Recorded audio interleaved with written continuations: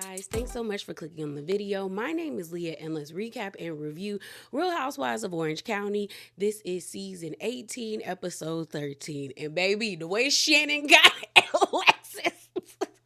Shannon said, you know what? I'm tired of you. I'm going to hold you right there. Loved it. So let's get into it. The episode picks up where it left off, where you got Tamra storming out of Jen's house, almost tripping over her feet, stumbling out of Jen's house, going to sit in her car. And she's pissed.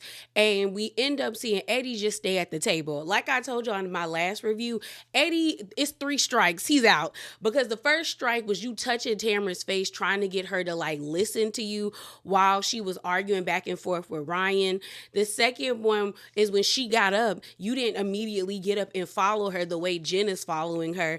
And now you sitting here reconciling with Ryan and Jen while your wife's in the car screaming about the FBI.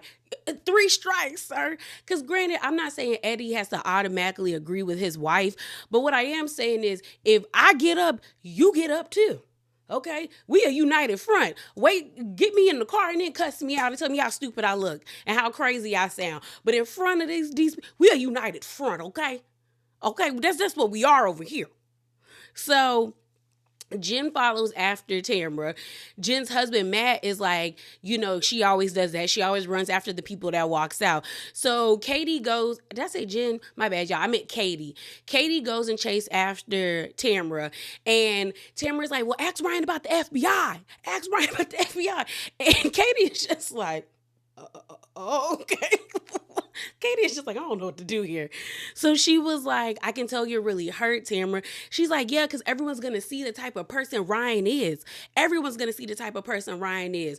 So then Tamra brings up a TikToker that I have mentioned before. I think he also has a YouTube channel. His name is Giorgio Says. I remember he was the main account that like broke that story about Robin and Juan going to talk to the girl up in Canada on Real Housewives of Potomac. He had like all the receipts and the correspondence between Juan and the girl, the text messages and all of that stuff. So he was breaking down the lawsuit about Ryan.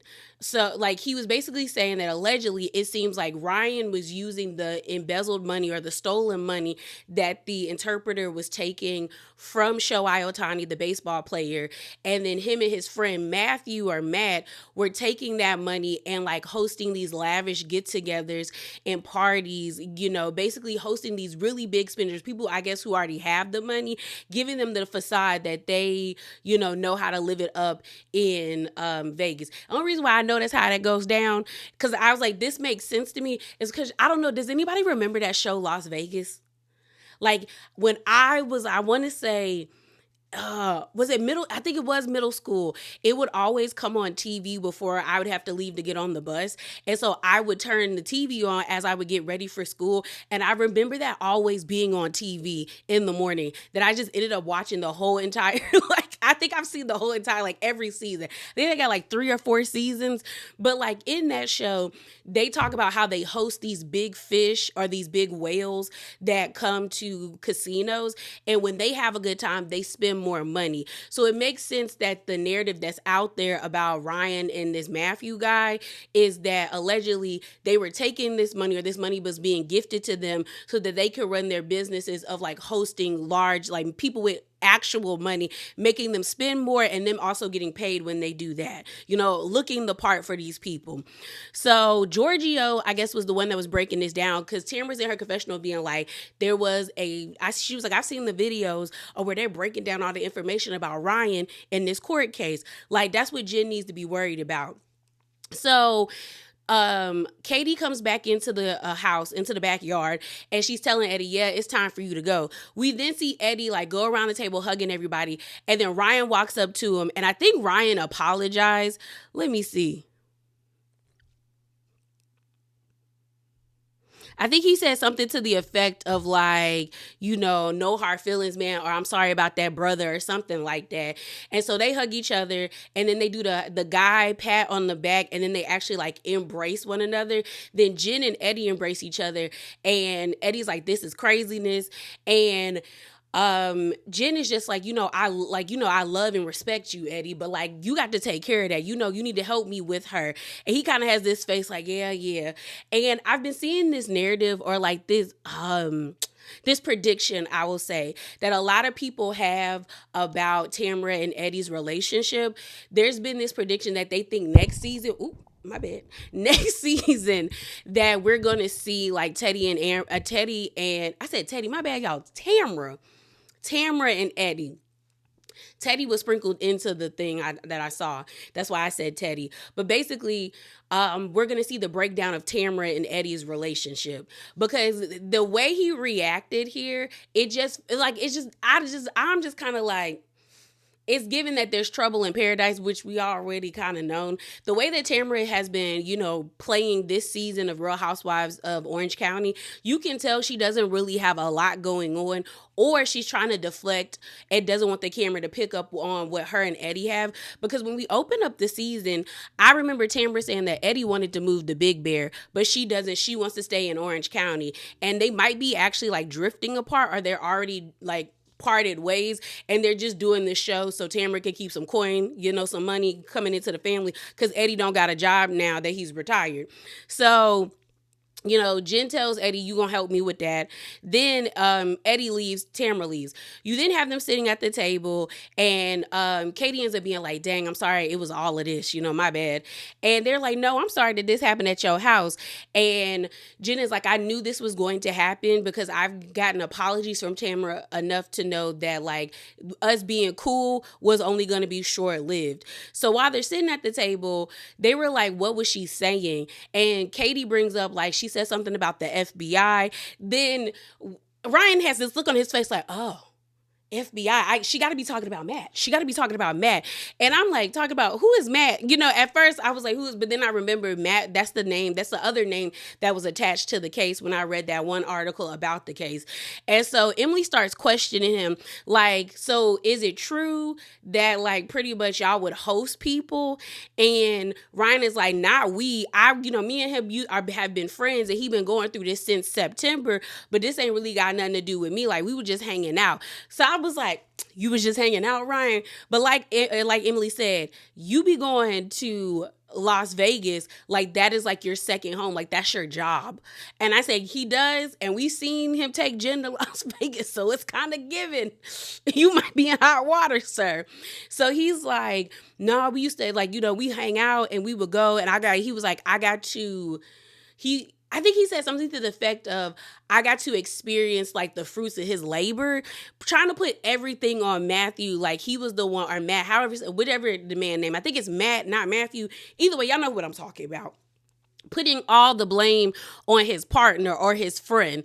So Emily was kind of giving this look like, And then when Emily asks Ryan, so what does Matt really do?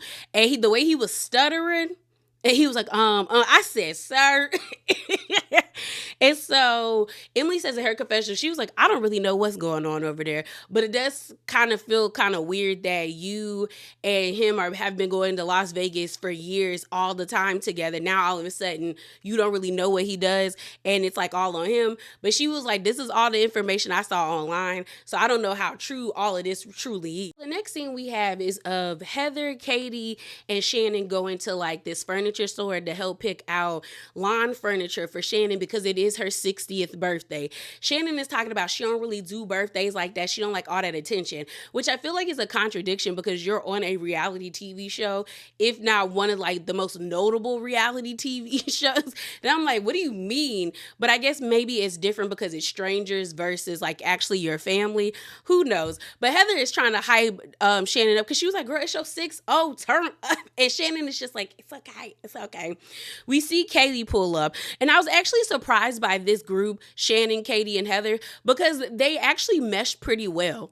And it was the first time I feel like when we get to the part where Katie is talking to Heather about Emily and how Emily felt about the whole like same dress drama with the fashion show, I actually have to give Katie a point, and I feel like she was able to reach Heather in a way where it wasn't like Heather wasn't combative. And I will say the past like no, maybe 2 episodes, I've been kind of looking at Katie differently. I am one of those people that believe that every first time housewife or a newbie should get at least one, at like 2 seasons, because I feel like in 2 seasons you can determine whether or not you rock with somebody, or well, it's not more so about rocking with them. I feel like it gives the girls a more opportunity to like really flesh out their characters and really see like who they really are. That's what I mean by rocking.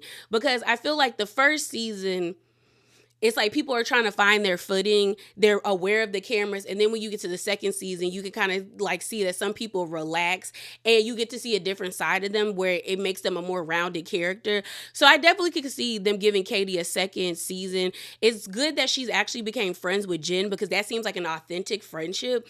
And I do like the fact that like we're seeing another type of friendship dynamic. We always know Emily and Gina are linked in like this.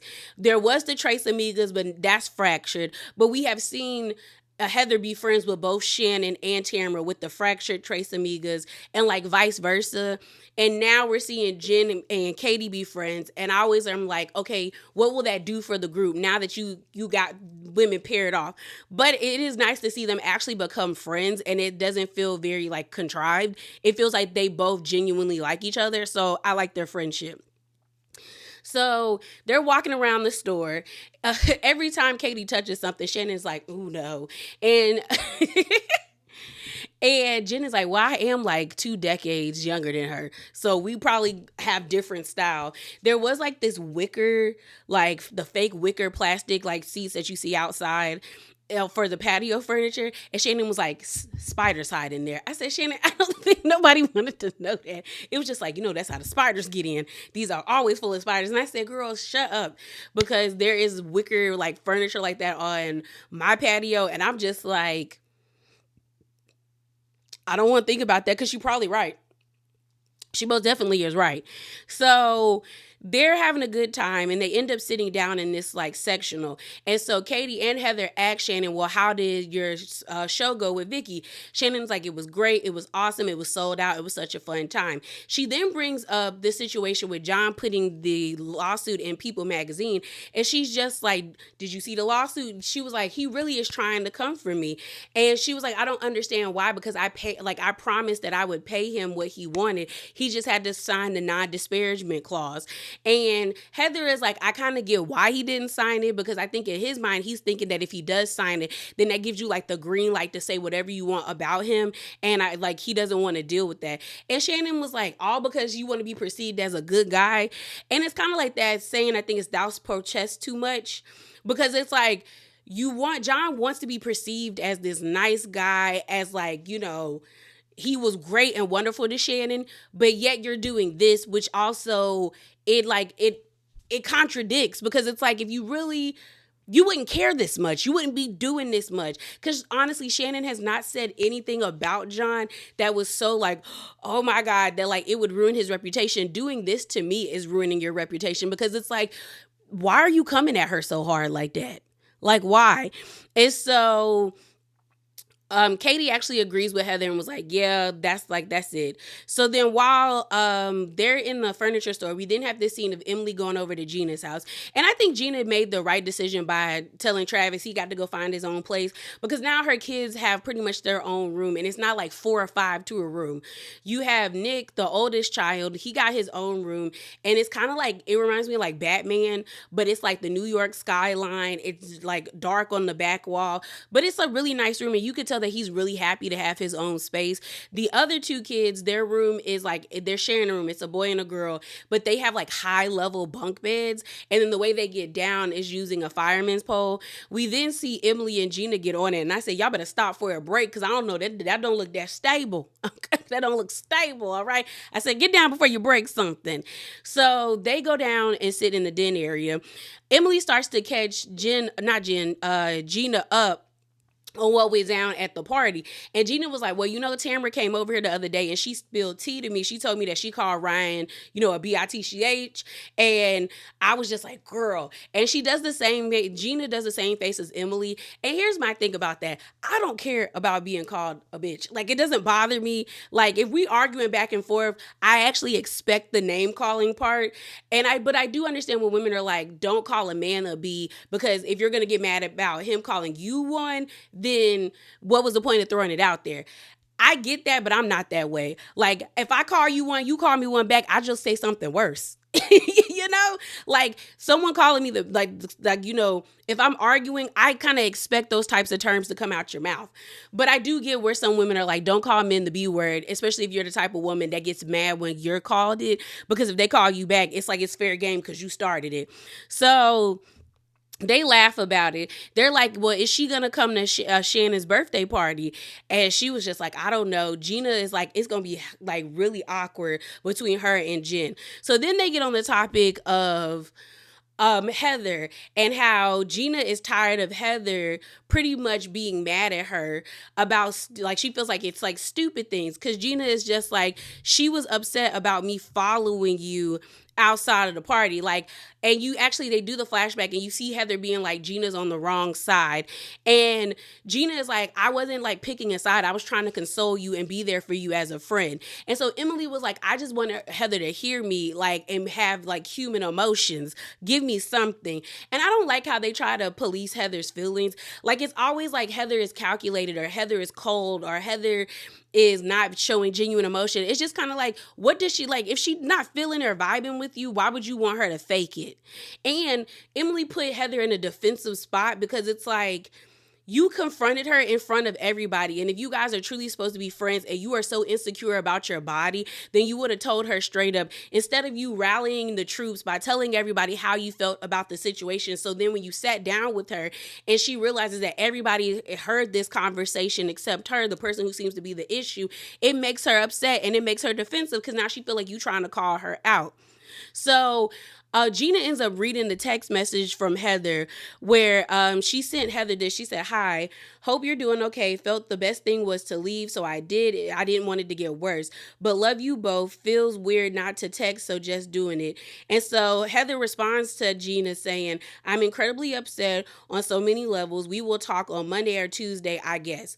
So Gina starts to feel like Heather is on her high horse and she's too high up in the air and she needs to come down, because I think the oxygen is like messing with her brain. I secretly think Emily and Gina hate Heather, because it's like, girl, where did that come from? And like I told you, I've always felt like Gina was an opportunist when it came to Heather, that like the behavior isn't too surprising. But if I was Heather, I feel like you might have a better shot being friends with Emily, because at least Emily will go back and forth with you and tell you how she feels. She may need the group to help her tell you how she feels, but it just feels more sneaky coming from Gina, So they flip back to the girls being in the furniture store. So Heather is like, whose side were you on, Katie? And Katie didn't pick a side. She said, I understood where she was coming from, but I also get where you were coming from, being like feeling like you were being ganged up on. And she said, ultimately, when I spoke to Emily, it just feels like you don't really see her for who she is. And like you still see her as the big girl. And they do the flashback to the dinner that Katie threw. And Heather is like, what? She was like, yeah, she was like, she thinks you just see her as the fat girl of the group. And Heather's like, I do not feel that way. I've always told her that her body was beautiful. Like, why wouldn't she tell me that she was having these issues? Like, I don't understand. I don't understand. But she was like, I definitely need to have a conversation with her. Of Emily, and she's working with this guy who is a part of the Innocence Center. So if you don't know what that is, it is basically a organization that has like a bunch of like lawyers and like prison reform activists. Some I do think are like abolitionists. They want to abolish the prison industrial system, and prison reformists. So basically, she works with this project where they try to either help people get retrials or help exonerate people who have been wrongfully convicted. And so Emily is like, even though she's not fully practicing law right now, being a part of this program does something for her to still feel connected. So she's helping this guy find clothes and help him reacclimate back into society. They get to this like suit shop where they're trying to give this guy like, I guess, a set of suits because he only has like one suit. And when they sit down, Emily asks him like what happened. So basically at the age of 15, there was a group of men who, I guess he was around in the neighborhood where they were, I guess, hanging out. One guy was like, hey, I need to go get something out of my car. Went to his car, and unfortunately the guy got shot. So this gentleman that we meet, he was actually charged with attempted like unaliving and I think like robbery or something, but he didn't do it. He was 15 years old at the time and he actually spent 18 years in jail.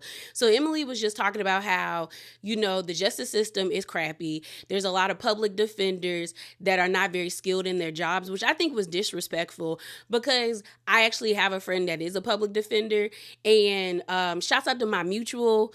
She's actually a lawyer in the state of Georgia, and I saw her talk about it on her TikTok where she was just like, that was like a very disrespectful statement to make, trying to preference that because someone is a public defender, they're not skilled at their craft. And yeah, it's like some people who are public defenders are probably the best lawyers and they feel compelled or led to help those who can't afford an actual attorney instead of giving them somebody who is just trying to mark a number in their case file, because we know they're strapped with a lot of cases.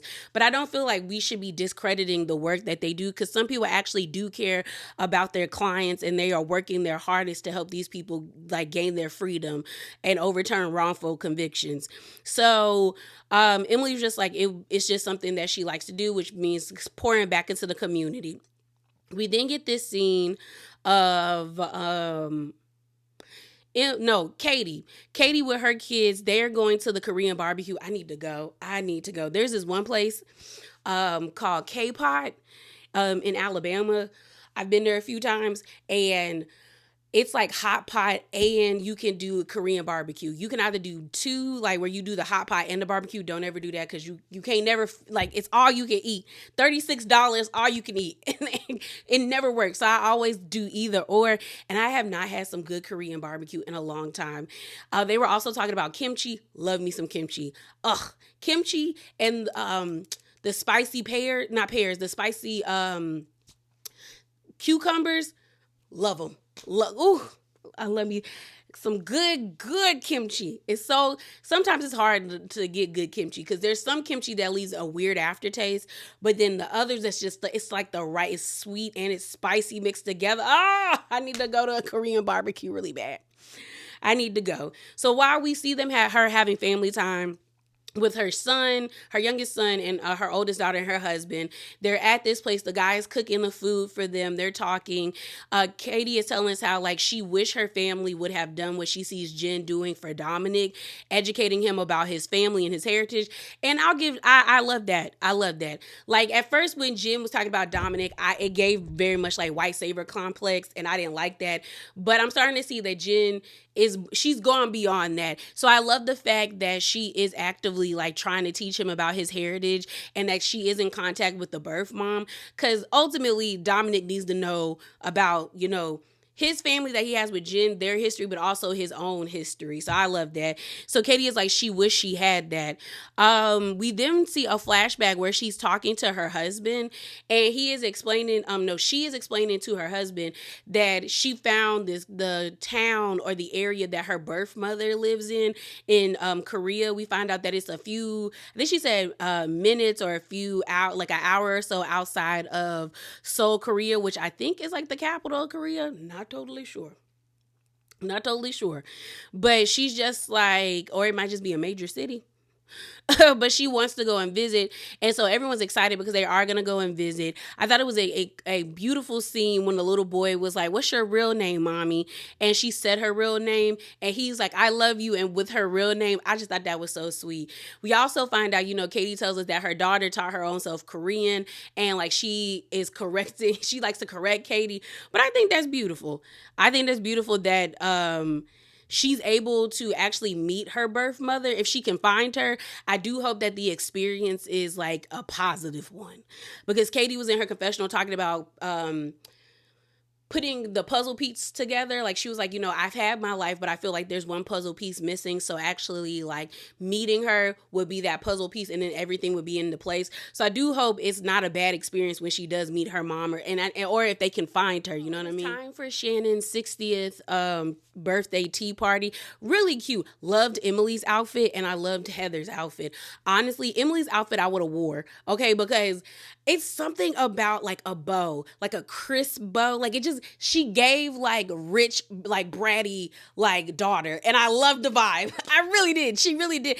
And honestly, I would have wore that outfit if it was in a different color. Like, black is cute, but I feel like if it was like in like an emerald green or like red, ooh, maybe even like a nice crisp royal blue. And she had a nice, ooh, I'm just thinking about the bow. Like, I don't know. It's something about when a girl has her hair half up, half down with a bow that just does something. I just be like, oh, bitch, you look bad. I love it. I love it. So we find out that Emily got Shannon's picture taken. It's like a really cute picture of Shannon. And I guess Shannon took the picture when Emily was also doing her sexy pictures for Shane. And she looks so cute. Like, Shannon looks good for 60. Looks great for 60. Heck, I used to think Ramona looked great for 60, because Ramona never really looked like, she looked old to me, but she didn't look that old to me. So finding out that like Ramona is like 63 or 64, I was like, girl, you look good. You're crazy. You're crazy as a Betsy bug, but you look good. And even Karen, like, Shannon's facelift has done wonders for her, just like Carol. Not say Carol, just like Caroline Stanberry on Dubai, her facelift looks great on her. And even Karen's facelift looks great, because you can't tell me last year you and Karen didn't get a facelift, because the way that this was pulled back and them lips was, yeah, Karen got that face tightened, okay? So we see Jen getting, no, not Jen, we see Katie call Jen on FaceTime, because Katie's trying to get ready for the event as well. And she tells Jen, she was like, how are you feeling? Like, you think you're gonna be okay? And Jen is like, I really don't give a F about like Tamara and what she got on. Like, I'm tired of her. And I think Katie said something was like, I hate that. Like, she was like, I don't want you guys to go backwards or something like that. And Jen is like, Katie, we already went backwards. She took us backwards with her display at your house. Like, what's not clicking? And I was actually surprised that Tamara showed up, because they do show us a flashback, or they mentioned it, or maybe I'm remembering it as a flashback, where Shannon pretty much says that, oh, that makes sense why Tamara is texting me saying she wasn't coming. Because when they were at the furniture store, I think Katie was the one that was telling them, no, Katie was the one that was telling Heather and Shannon about what happened at her house, and how Tamara called Ryan the B word and all of that stuff, and how bad it was. And that's when Shannon is like, of course. She was like, oh, that makes sense why Tamara texted me that she don't know if she coming to my event or not. So everyone's just like, they don't know if she gonna be there. But Jen is like, I don't care if she there or not. I don't want to see her. We then see the setup for Shannon's party, and it's a cute little like garden table. They have edible flowers, and I really thought the flowers were like flowers made out of food, like fondant or something like that. But then we actually see Katie try one, and she's like, and I said, oh my gosh, it was real. They were real flowers. I mean, I guess flowers can be edible. Like, fruit is technically flowers, because you're bearing it from like trees. That's the, the tree, the fruit of the tree. But I was just like, those look like legitimate flowers, and I guess they were. And when he said they're edible, I was like, are they gonna taste sweet? Because I've had honeysuckle flowers before, but that didn't look good to me. Shannon is looking at her table. I actually like Shannon's outfit with the hat pushed to the side, her little brooch at the top. She looked good. She looked rich. She looked expensive. So she's admiring the table. We then see that I think Emily and Gina are the first to get there. They're sitting down. There's name cards for everyone to sit. Then we see, what's her name? Jen pull up, and Gina's like, oh my God, Jen, I thought you were Tamara. And Jen is like, girl, don't ever, like, don't ever confuse me or compare me to her. So we then see Heather get there. Loved Heather's outfit. I like when Heather wears color, because I oftentimes feel like Heather wears like three main colors, which is black, white or like navy. So seeing her in certain colors, I just love it. So she comes in and she sits down and she tells Emily like, hey, can we talk? Can we talk? And Emily's like, no, I don't want to talk. And Gina's looking at her like, oh, like you don't really don't want to talk to her. She's like, no, I don't want to. I don't want to talk.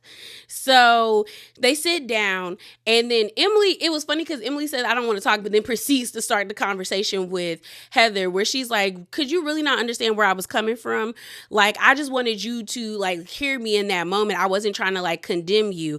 And then Heather was like, I wasn't in the right headspace for that type of conversation. So then Gina says in her confessional that she feels like this is calculated by Heather, but her explanation didn't make sense, where she was like, this feels calculated by Heather. Like, she walks away so she can gather her thoughts and come up with the perfect response and then talk to you. I don't get why she just won't talk to you in that moment and just be real and be human and like give us real emotions.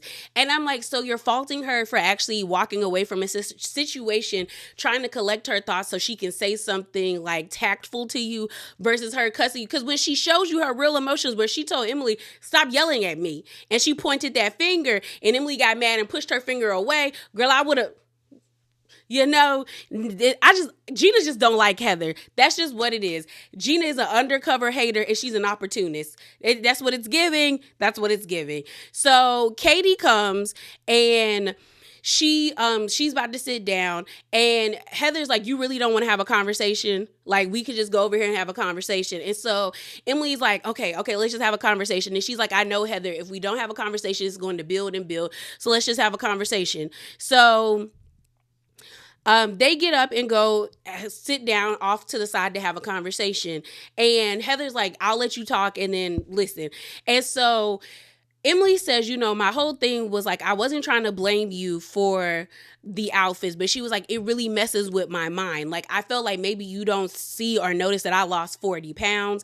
And then she brings up all the nasty tweets that she gets. Like, she's like, it really messes with your mind. Like, I'll be working out for days, and then somebody will get in my comments and say some of the most hateful things. And a lot of them were like, oh, you need to stay on them Ozempic shots. Like, it's not really working. Or another comment that they showed was like somebody saying something to the effect of like, you need to keep working out because it don't look like you lost any weight. And that's horrible that some people are so bold and have the audacity to say such mean and nasty stuff that if somebody said that back to them, they wouldn't know how to handle it. And it's just weird to me when people get that comfortable being that malicious and nasty online, not scared of the consequences. Because there's a lot of people who will get online and say some of the most hateful stuff, and then when somebody like hits them back even harder, all of a sudden it's like, whoa, it didn't have to be taken there. Well, you didn't have to hop in somebody's comment and be hateful and nasty. So be prepared for a more hateful and nastier response, okay? So she talks about, when it came to the oversized jacket, like, I'm like, why is it oversized? Like I look big. Then she's like, and then you had me and Alexis in the same dress. But then they do a flashback when Heather is asking Emily, like, is this okay? Like, are you okay with this? And Emily's like, yeah. And it's kind of like that saying, closed mouths don't get fed on this boulevard.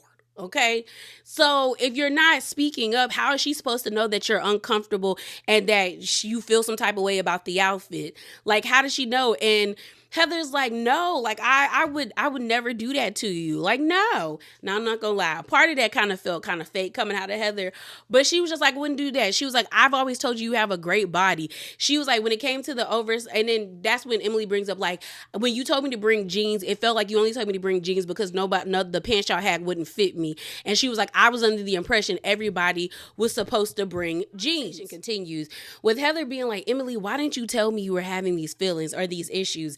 And Emily being like, I like pretty much giving the air of like she didn't want to make it a big deal or she didn't want to like acknowledge it. But then I'm like, you made it a big deal by going around and telling everybody how you feel instead of the person that you seem to ultimately have the issue with.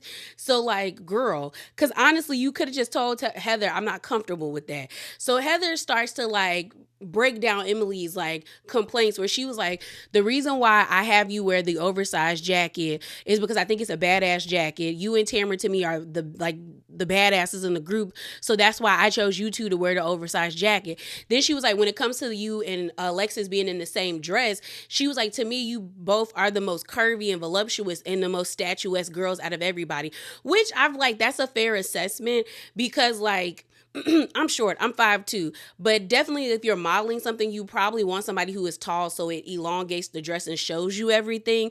The only thing that Heather didn't clear up is the jeans part.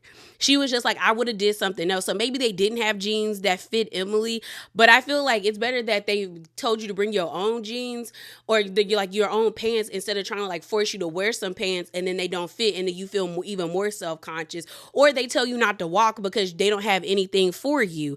So I was like, girl, just take the jeans and call it a day. But Heather was just like, I can understand now why you felt some type of way, because Emily was like, it felt like I was out of place or you didn't think you had clothes to fit me when I was wearing the jeans. And Heather ends up telling Emily, next time just tell me, like, we're friends, like I love you, like tell me and we can have these conversations because I never would want you to feel this way. So Emily says in her confessional she finally feels like Heather heard her. So she was glad that they had the conversation because all she wanted was Heather to acknowledge her feelings. Honestly, Emily's like in this weird thing with me. Like I said, I feel like Emily wants to have an issue with Heather because she feels like Heather is like either, I don't think she sees Heather as competition, but I think she wants some type of validation from Heather that she has not gotten yet, because it's just like, it's weird because every time Heather does something, Emily has something slick to say, or she's going to her events and like mocking them. And it's just like, do you not really like this lady and you just don't really vibe with her? Or do you like her and you're upset because she hasn't validated you in a way that you want to be validated by her? Emily and Heather were having their conversation. We actually see Tamra pull up. And so Tamra immediately makes a beeline to the table where she's sitting, and she's actually sitting in front of Jen. And so she immediately apologized to Jen about her behavior the day prior. And she was like, I'm just saying sorry because I don't, like, I was my behavior and I don't want us to be feeling awkward looking at each other at the table. And she also was like, I don't want no issues here because at the end of the day, this is Shannon's birthday event. And she was like, I know we need to have a deeper conversation. And I was expecting a lighter version of Jen because we saw how Tamra would apologize to Jen, and Jen would just take it and be like, well, stop acting this way. Like, this isn't you. But she legit looked at Tamra and was like, okay, we'll have a conversation. Okay. And you can tell that Jen is over Tamra. like she is over Tamra. So we then end up seeing all the girls at the table. And then next thing you know, Shannon pops up. And everyone's like, oh my God, hey, Shannon. She looks so pretty in her outfit. And she's excited. She then tells everyone, get a gold box because it's a gift for you guys. So while they're looking at looking into the boxes, she's like, everyone's like, oh my gosh, like, Shannon, did you see the picture? Emily's like, did you see the picture I brung you? And everyone's like, oh my God, you look good. Shannon said she looked like a madam at a brothel. I said, girl, what? It was not giving brothel, madam. It was not. And so Shannon was like, oh my gosh, thank you. So everyone opens up their box and it's like tea canisters, but they look like the double-decker red buses you see in England. And everyone's like, oh my God, thanks, Shannon. Like, at first they weren't really enthused until Shannon rips open her black dress and she has on a British flag dress. And she's like, we're going to London. And everyone's like, oh my gosh. You got Gina being like, I've never been to London, so I'm down to go. You got Gina doing her worst British accent. And then Heather, of course, Heather's like, I love London. London is one of my favorite cities. I always go to London. So she's geeked. So everyone's like, yay, we're going to London. So they start sitting down and eating and all of that stuff. And I think Heather was the only one that brought Shannon a gift. I didn't see anybody else bring Shannon a gift. But Heather gives Shannon, and I saw the box and I was like, oh, that's Hermes. And it wasn't. I thought maybe she got her like a purse or like something cute. And it actually turns out it was Hermes sandals and they were $760. And Shannon's like, Heather, that's too much, girl. And Heather's like, girl, it's your 60th birthday. Turn up. Whoop it up, girl. And so as they're sitting there at the table, this elderly, like, Asian man comes with a vase, like, bigger than him, and he sits it on the ground because they're like, oh, you can put that down, sir. It's a beautiful bouquet of flowers.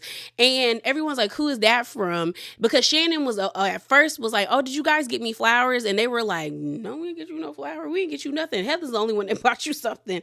And she's like, Okay, so then she takes the card that's attached to the flowers and she reads it, and it's a card, and it's from Alexis, because everyone's like, who is it from? Like, who's the letter from? I think Emily asked her who's the letter from, and so she's like Alexia Bellino, and everyone's like, what?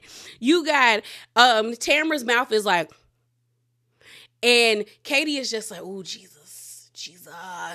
And then Heather's eyes are just big, like, for real. And then Jen, it looked like Jen tensed up, like she was like prepared for whatever the letter was going to say. And it was supposed like it was in. Let me see if I can read it. Okay, so it says, "Happy 60th birthday, Shannon. I truly hope this is an olive branch and can bring us to a fresh start. A fresh start as you celebrate this new decade. May God bless you with happiness and good faith and all that stuff. Yada, yada, yada." And, from Alexis. So everyone's like, okay, that's nice. Like, this is a nice gesture. How do you feel about it? And Shannon's like, it's 9 or 8 weeks too late. Like, she could have gave me this beforehand. And then Emily's in her confessional being like, what is Alexis' end goal? Because it's like, you're giving out these olive branches. And we've seen Alexis say how she wanted to become friends with Shannon or mend fences with her or something like that. But like Emily says, you keep giving these olive branches just to double back down on it and like harass her with your boyfriend, who's her ex-boyfriend. So at this point, they mean nothing. They show the flashback of Shannon and Alexis arguing at that party we saw at the beginning of the season, where Vicky was like, "We are good Christian women. We don't mess with each other like this." And Shannon was like, I feel like she's being coached. And that's when they bring up the flashback where Shannon tells Alexis, like, why is he coaching you to say this stuff? Like, why do you feel the need to say this? Like, you don't really even know, like, the situation. And Alexis is like, you keep coming at him, and that's not going to happen anymore, Shannon, because I'm here. Pick me bird heifer. She's a pick me bird heifer. So, Tamara doesn't like the fact that Shannon thinks Alexis is the one that put out the information with People magazine and that she's being coached by John. But if I'm Shannon, I can understand Shannon feeling like that is what's happening, because it's like, what, like, you came into this season on 20, Alexis. So I can see Shannon being like, John is feeding her with information and she thinks she's doing the right thing by trying to defend this grown man's honor. I actually agree with Shannon. Like, I would have been like, yeah, this is like too late. And on my birthday, like, why are you trying to make my birthday about you? Like, why was this big display?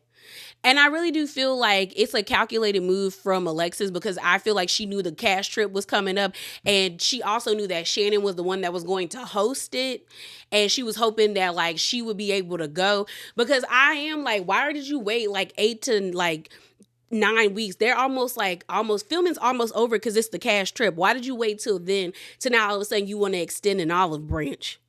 Yeah, no, like, maybe if Alexis would have did this like 2 weeks into filming, Shannon probably would be more receptive to it. But you waited until it's time to go on this cash trip to tell me you want an olive branch, girl. No. So Shannon is just like, I don't think I'm wrong for feeling this way. And everyone's like, no, because Shannon's like, I'm standing up for myself.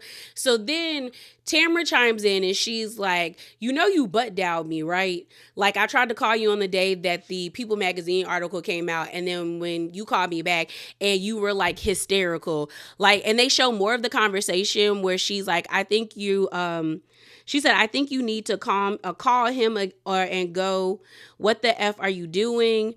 And she was like, my emotional level right now is effing panicking. And so she's in the confessional. Shannon is just like, oh, this is all because he wants to be perceived as a good guy. Like, I'm over it. And so Shannon explains that when, like, she was hysterical because when he put the People magazine article out, I guess she's saying that she got a call because they were asking me to comment on it, and I was telling them, like, give me a chance to talk to my lawyers before I can give you a statement. And they were like, no, we need a statement now. So that is why she was freaking out and panicking so much on the phone. She then brings up that she thinks that it's Alexis who actually put out the People magazine article. Like, it wasn't specifically John. She feels like it was her team and like her PR person. So then Shannon reads off a text message because she was like, I have a text message that I want to send to Alexis. And basically, let me see if I took a screenshot. The text message was, hello, Alexis. It is Shannon Bedore. I am hosting a trip to Europe with my friends and just wanted to make sure it was clear you are not invited.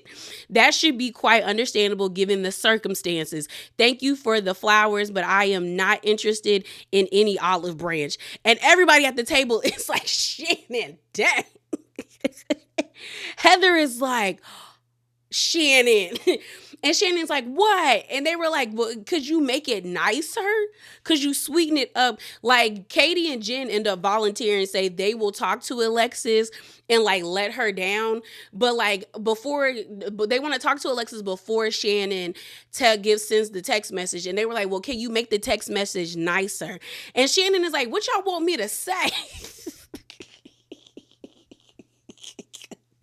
Shannon's like, that's as nice as I can be, right?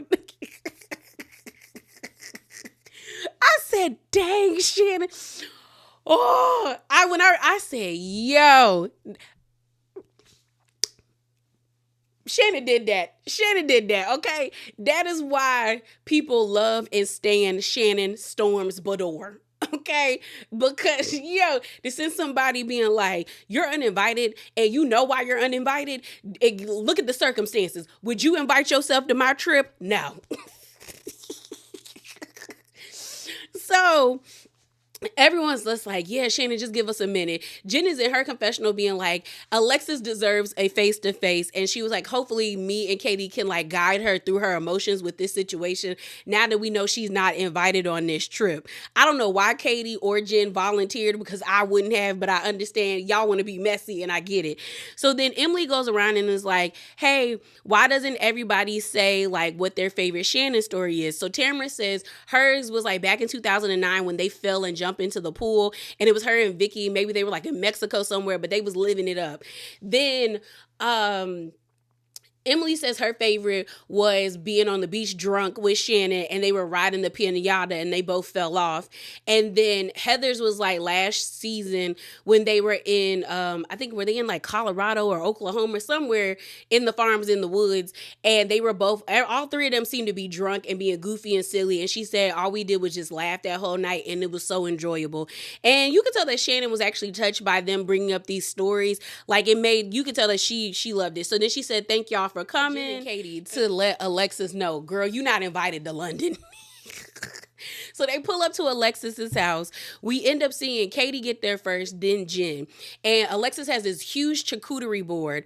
And so Jen and Katie leave the room to go sit in the kitchen to go sit in the sitting area. So while they're in the sitting area, Jen ends up being like, oh, she's in a really good mood. Like, we might be okay. And Katie's like, girl, not for long once we tell her she's not going to London. And you can tell that Katie is like low-key kind of stressed. You can tell, like, Katie is just like, Lord, this about to be bad. This about to be bad.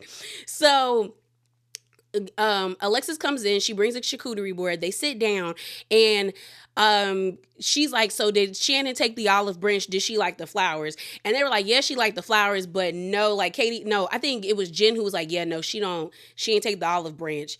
And Alexis is like, are you serious? Like, I'm trying, ladies. Like, I'm trying, but at every turn. So then Katie says, well, she said it was too late. Like, Shannon was like, it's 8 or 9 weeks too late. So then Alexis, in her exaggerated state, is like, are you serious? Are you serious? What else can I do? What else can I do? Why am I being blamed? Why am I being blamed for what he's doing? I was like, Alexis, you up here, like, come down.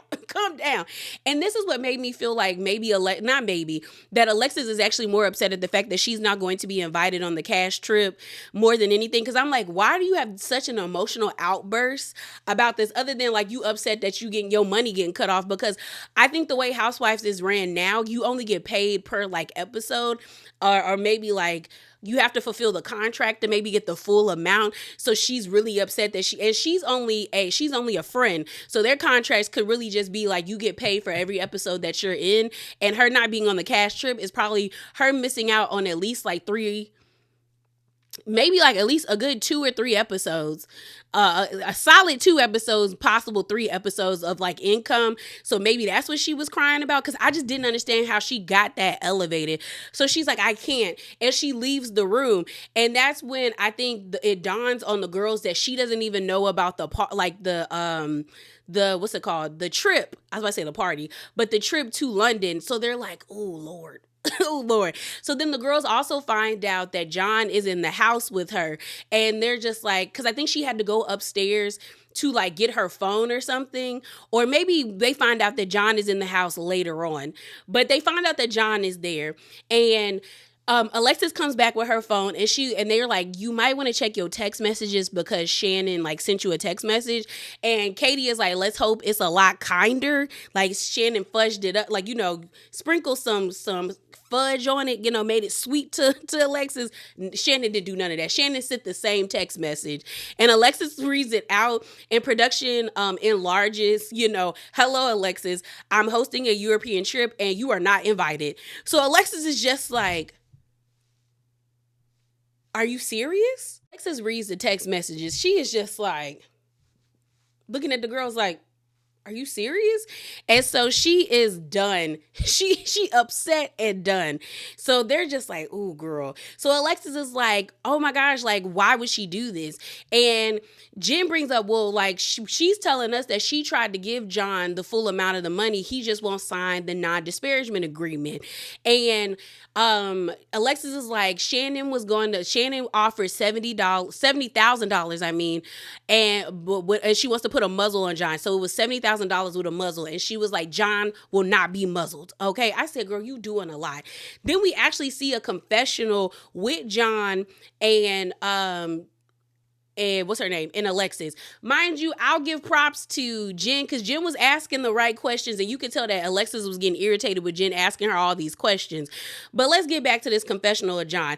John is full of it, because for you to tell Shannon that you were mostly like put off by being in the spotlight and her dragging your name through the mud, you are doing confessionals now. I don't even remember John having a confessional while he was with Shannon. He might have had maybe like 1 or 2, but it's like you're in the mix too much. For somebody who was like, I don't want to be a part of the spotlight, you sure like to be in it. And then this People magazine article, because you have John saying that Shannon has a funny relationship with the truth. Production asks him like, so did Shannon have an understanding that these were loans? And John is like, yes, because there's an email between us where I guess it's explained that it is a loan.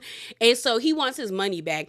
I understand people wanting their money back, but it's the way John is going about it, that if I was Alexis, I would feel stupid sitting beside this man in the confessional and me out here defending his honor like he's somebody worth defending. Because I'm just like, Alexis, he has a lot of energy for Shannon, which if I were you would make me feel like he wants to be with Shannon still.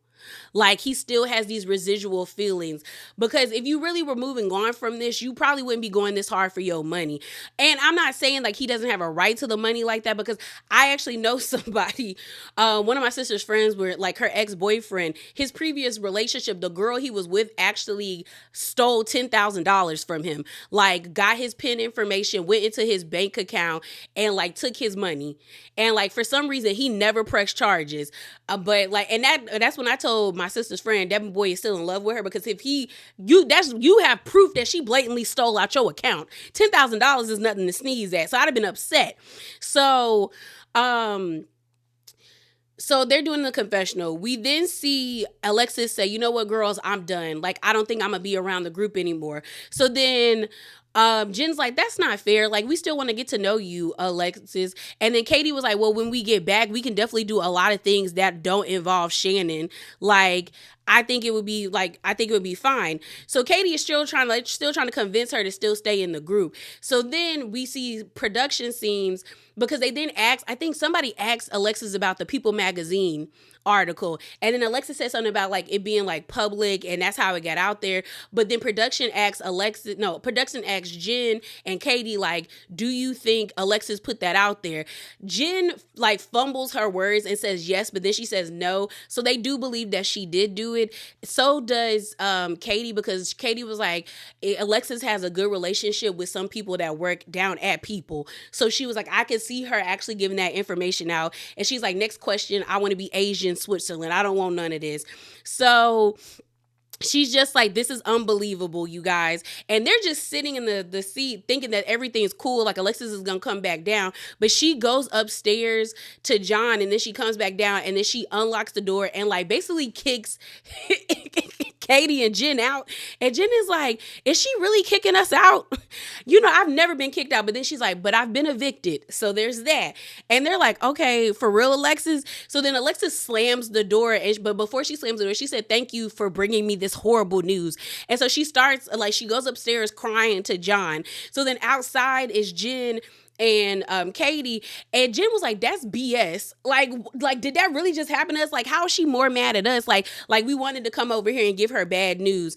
And Katie's like, she is really mad at us. Like, oh my gosh, like we did not want to tell her this information. And but they both get in the car and be like, let's roll out. Honestly, I'd have been like, girl, you want to go to the bar? Let's go to the bar. Because are you serious? Such a good episode. Such a good episode. Because the way Alexis said, I've done everything. Shannon got Alexis so good. She got Alexis so good. And it's like, it was so deserved because Alexis, you've been playing in that lady's face since you got on this show. It'd be totally different if Alexis was actually trying to like have a relationship with Shannon, but no, like every chance since episode 1, when you did There's the Door, Shannon Bador, you were calculated and you wanted to beef with Shannon, and now you look stupid and you're upset because you're not going to be able to go to London. Should have played the game a lot smarter than that, Miss Alexis. But yeah, y'all, that is it. That is all. As always, remember to be bravely authentic and definitely hop down in them comments below. And I'm out, y'all. Deuces.